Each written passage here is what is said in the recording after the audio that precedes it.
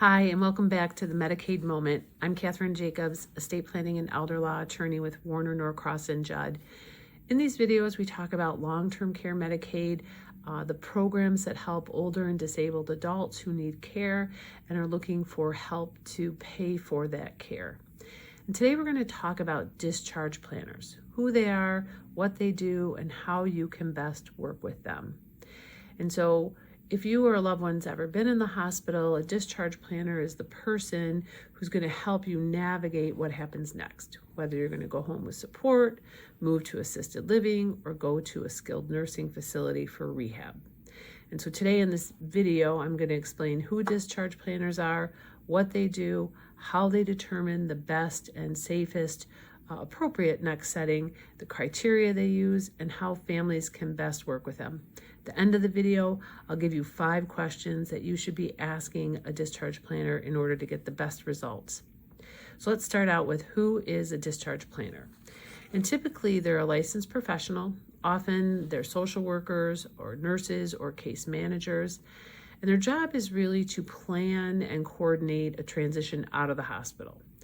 When you're in the hospital, depending on which hospital, you might hear the term case manager, care manager, medical social worker, or discharge coordinator.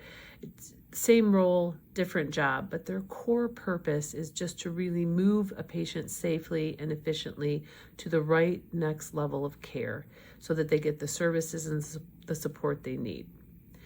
So discharge planners are generally part of an interdisciplinary team, meaning they work really like the quarterback between the physicians, the nurses, physical therapy, occupational therapy, speech therapy, pharmacists, and the family. They bridge it all together. They work with the insurance companies or helping you understand insurance plans, community resources, so that everything is going to be put in place. That is their role. And really, we could sum up their role in 3 words. They assess, they coordinate, and they communicate. So they're going to assess the patient's medical stability and functional status. For example, mobility, balance, strength, cognition, their ability to manage activities of daily living, such as bathing, dressing, toileting, taking medications. They're going to coordinate services after a discharge. That might include home health nursing, physical therapy, occupational therapy, their need for durable medical equipment, which would be things like walkers, a hospital bed, commodes. They're going to help coordinate transportation if that patient is not able to drive, and they're going to work on coordinating follow-up appointments. They really are aligning the care team with the family. They're explaining options, they're clarifying coverage and costs, and they're making sure that the patient and the caregivers know what a safe transition is going to look like. So, generally a discharge plan is not just a date. It's a package of putting the right setting, the right services, the right equipment, the right information all together as the patient leaves the hospital. And so how does a discharge planner determine if someone should go home, maybe to assisted living or a skilled nursing for rehab? So that decision really is a team-based evaluation, and it's looking at clinical needs, functional status, and the support environment. So for clinical needs, the team is really asking, is that patient medically stable enough to leave the hospital? Do they need treatments that require trained clinical staff? For example, that might be IV antibiotics, complex wound care, oxygen titration, maybe feeding tube management. Maybe they need frequent nursing assessments. In those particular cases, that's probably going to point someone towards a skilled nursing facility for short-term rehab. They're next going to look at that functional status, and that would be the having physical and occupational therapy evaluate mobility, evaluate the patient's ability to transfer in and out of a bed, in and out of a chair. They're going to look at their gait and their balance. Are they able to walk? Do they need a walker? Are they a fall risk? They're going to look at the person's endurance. Can this person tolerate some physical therapy?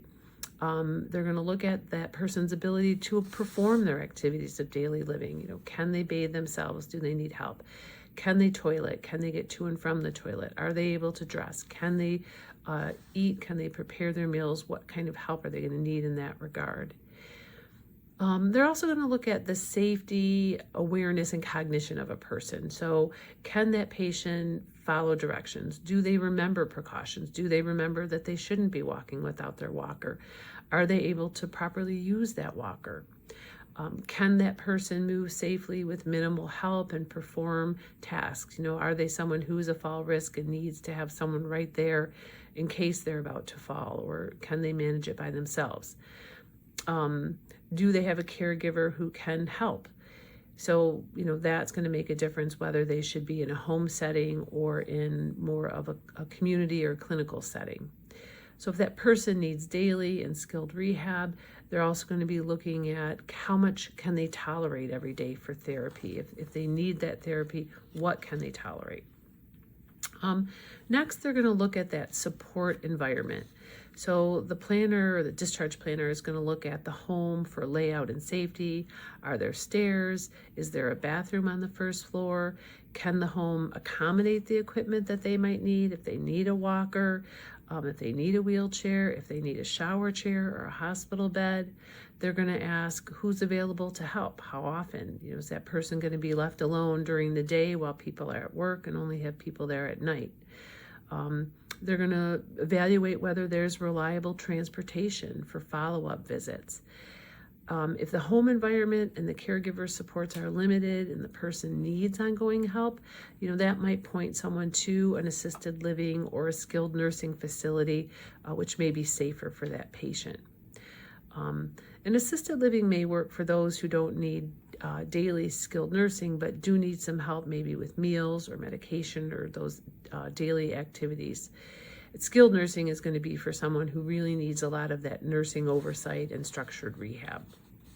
They're going to also help with helping the family understand insurance and coverage rules, because that often is going to make the deciding factor about where someone can or can't stay, what coverage is available.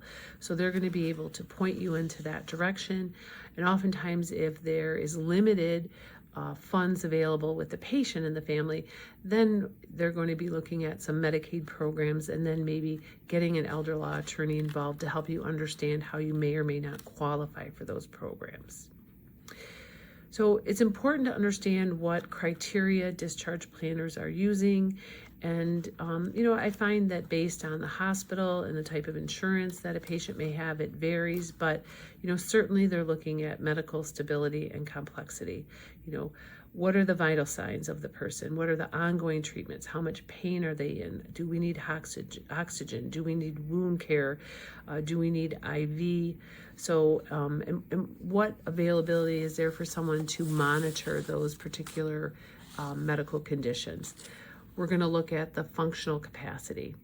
What is their ability to transfer, to walk without devices, climb stairs, perform all of their activities of daily living? We had talked about the therapy tolerance and the goals. What is their ability to participate? What is the expectation of progress that is needed so that insurance may continue to cover it? What are those rehab goals? How are we going to assess that?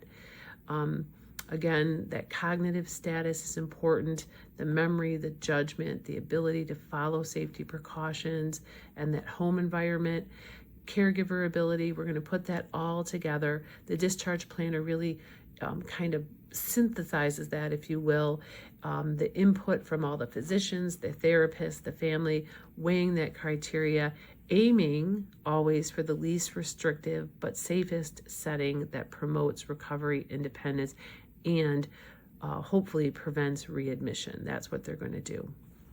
So, you as a family member, if you're sitting here and you're thinking, well, this is overwhelming, how do I best work with a discharge planner?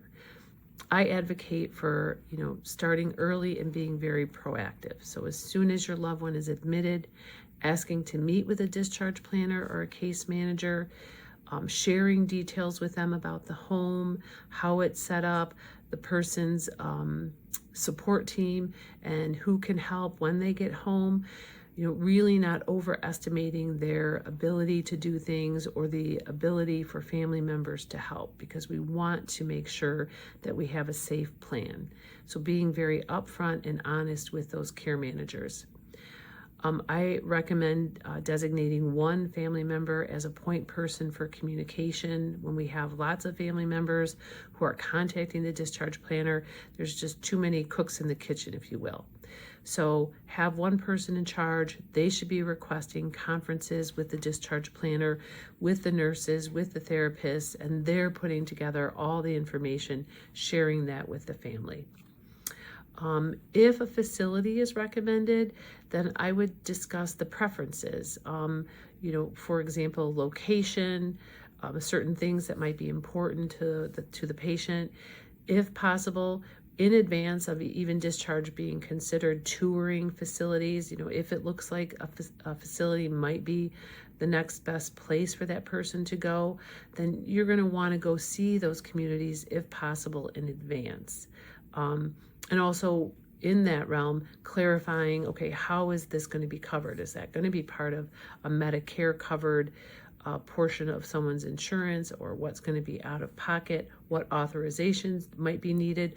So you can understand that in advance, get those prepared.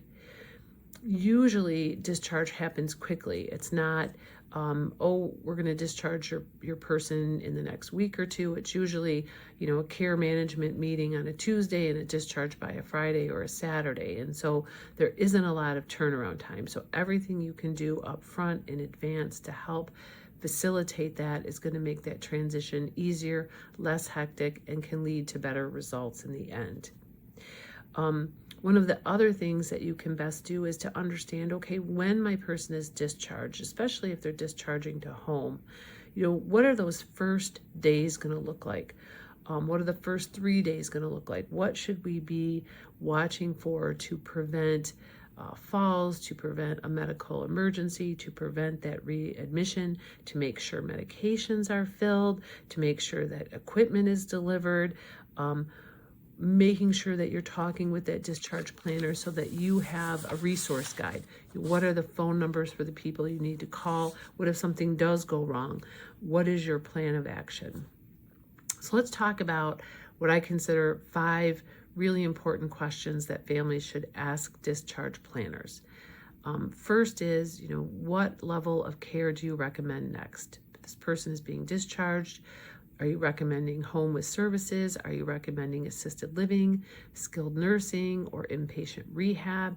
And why? Why are you recommending this? Walk through those clinical and functional reasons behind that recommendation so you're understanding them, so that if you maybe don't agree with them, you can discuss that with the person, have a conversation so that you can feel comfortable with that recommendation, or advocate for a different recommendation if you feel that's necessary.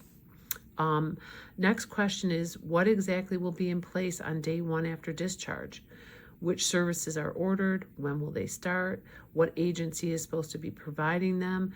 If durable equipment is being recommended and ordered, when will that arrive? And who do we call if someone doesn't show up? If the plan is to go home and there's going to be certain therapies and someone doesn't show up, if transportation doesn't show up, what are the contact numbers so that you can make sure that you can assess that problem? Next question is, how will the plan be covered by insurance, and what is out of pocket? Do we need to get prior authorizations? Are the facilities or agencies in a network? What is the expected length of stay? Just understanding what it's going to look like so you can make sure you're not surprised by out-of-pocket expenses, or so that you can meet with the appropriate people to understand, are there other avenues of payment available if it's expected to be out of pocket. Next question that I would ask are, what are the goals for the next setting? How will the progress be measured, and what would need to happen for that person maybe to step down to a lower level of care or return home? So for example, if that patient needs skilled nursing or inpatient rehab, then how will we assess if that person could transition to home? What is that anticipated anticipated timeline? And I find that that's a really important question, because most of my patients want to return home. And so if that is the ultimate goal, understanding, what's the goal for the first setting and how could we potentially get to that in home. And then lastly, a good question to ask is, what are the top safety red flags that you should watch for in the first week after discharge? What could possibly go wrong? What should we be looking for so that we make sure we don't let something progress to a point where we've created a bigger issue or a hospital readmission? And then having, again, that list of phone numbers, having your contact sheet so that if something does go awry or questions just come up, being unsure, that you have the resources and the people that you want to call. So a strong discharge plan is really about getting the right care at the right time in the right place. And discharge planners coordinate this by bringing together the medical facts, the therapy assessments, home realities, coverage availability, so that we can get the best outcomes for the patient. We engage early and often, asking clear questions, approaching this as a team, that we all are working together to get the best outcomes for our patient. Your discharge planner is a critical piece of the care team, and you should be looking to them for guidance and looking to have them as your quarterback. If you have questions about discharge planning, long-term care, please reach out to us, Warner Norcross and Judd. And thank you for watching this video.